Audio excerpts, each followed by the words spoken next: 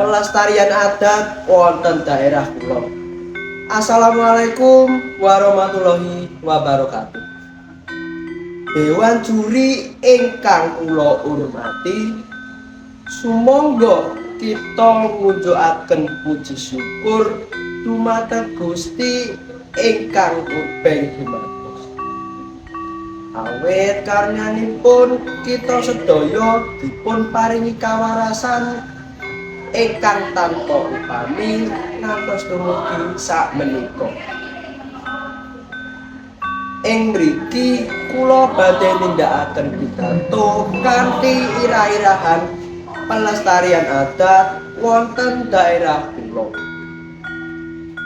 Adat menika dipun wastani kabudayan ingkang isinipun nilai-nilai hukum, norma lan hukum-hukum adat ingkang ngatur tingkah laku tiyang ugi dipun laksanakaken kanthi turun-temurun. Indonesia menika negari ingkang gadhahi warni-warni adat istiadat ugi gadhahi basa daerah piyambak-piyambak. Adat istiadat ingkang dipun sebar sedaya wonten penjuru Indonesia.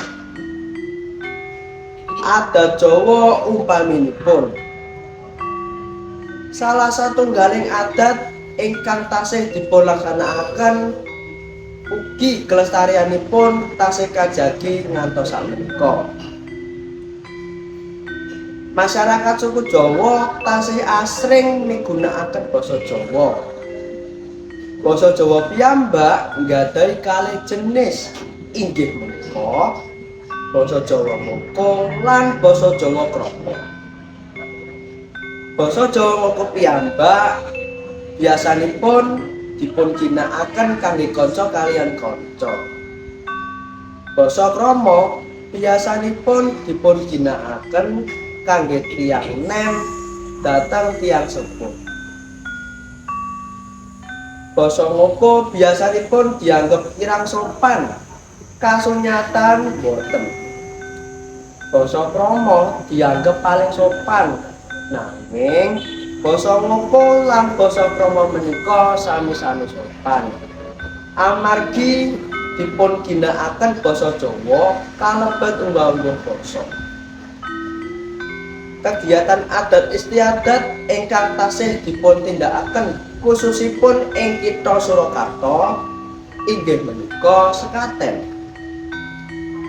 Sekaten menika dipun wastani upacara adat Jawa ingkang dipun wontenaken supados mengeti wiyosipun Nabi Muhammad sallallahu alaihi wasallam. Ing Kitha Surakarta sekaten dipun wontenaken ing Kraton Surakarta ingkang dipun wontenaken satunggal taun sapindah ing wulan Maul.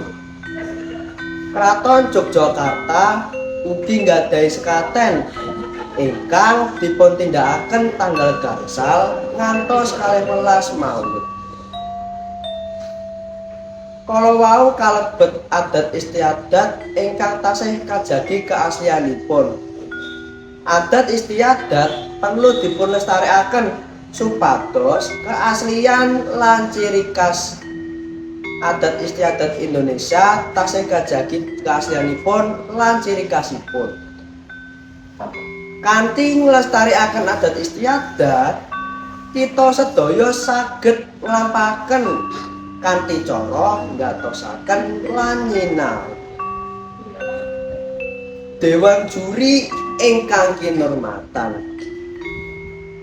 kangge sanggar budaya menika salah satunggaling kegiatan pelestarian adat istiadat tata cara Jawa. Kanthi menika kita saged mangertosi kados pundi ciri khas budaya kasebut.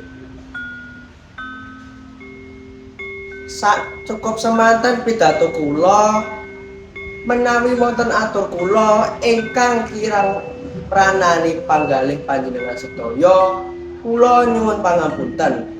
Wassalamualaikum warahmatullahi wabarakatuh.